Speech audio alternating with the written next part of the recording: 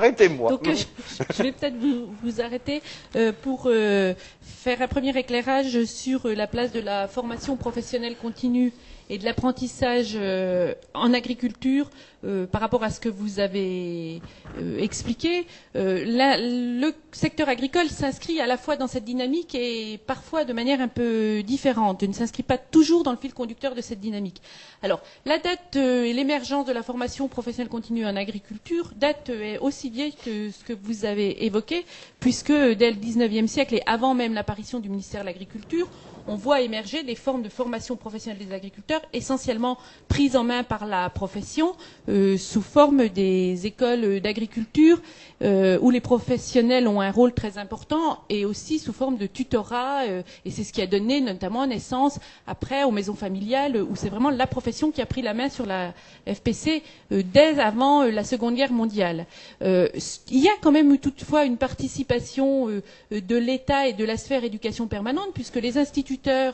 contribuant par des cours du soir à de la formation continue, professionnelle continue, ont contribué aussi à cette formation en milieu rural et agricole. Et il y a une tradition autour de ça. Donc ça, c'est juste quelques mots sur l'histoire plus ancienne. Après la Seconde Guerre mondiale et à partir des années 60, la formation professionnelle continue en agriculture se construit sur deux pieds, je dirais. Un pied très professionnel et professionnalisant, puisque dans les années 60 et avant les lois de 60-62, la profession prend en charge la formation professionnelle continue avec le développement des services des SUAF et des SUAT dans les chambres d'agriculture, dans une logique très vulgarisation, développement, c'est-à-dire adaptation déjà des compétences, et avec une prise en main par la profession. En contrepoids de ça, dans les années 70 et dans le fil de la ligne de la loi de 71, mais un petit peu avant aussi, ce qui a marqué la formation professionnelle continue en agriculture, c'est les lois de 71, mais avant ça, les lois de 60-62 sur la modernisation de l'agriculture, qui voient dans ce sillage-là apparaître les pouvoirs publics, comme vous l'avez expliqué, donc réapparition des pouvoirs publics de manière massive sur cette question, qui introduisent ou créent par décret les CFPPA, donc essentiellement dans une logique de promotion publique et de promotion sociale et pour favoriser l'installation en agriculture, puisque les défis majeurs du secteur agricole étaient à la fois la hausse de productivité et l'installation agricole. Et les CFPPA se construiront massivement sur cette problématique de l'installation en agriculture, puisque les lois de 60-62 introduisent,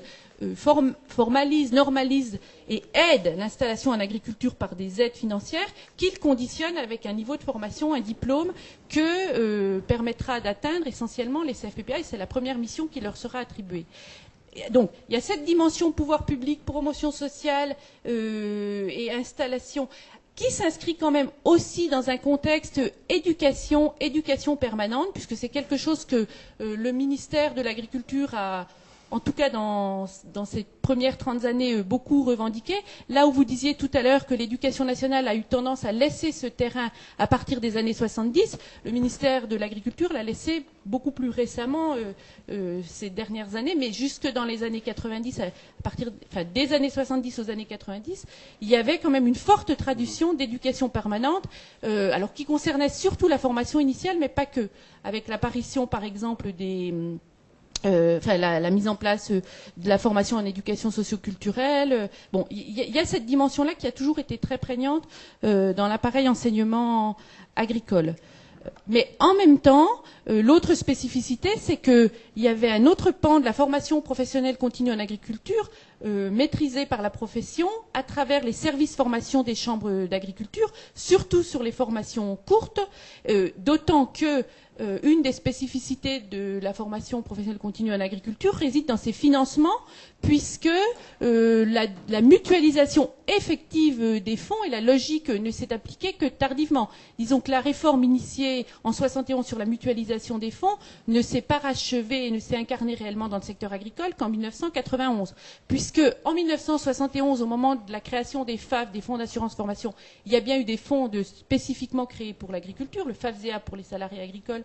le FAFEA pour les exploitants, mais dont l'alimentation ne provenait que partiellement de la collecte des entreprises, puisque cette collecte ne touchait pas les entreprises de moins de 10 salariés, ça n'est apparu qu'en 1991, et ne concernait pas non plus les responsables d'exploitation agricole. Ça n'est apparu que plus tardivement. Et que l'alimentation du FAFSEA, à partir de 1971, se faisait essentiellement par les fonds du développement agricole. Ce qui explique la proximité forte de la profession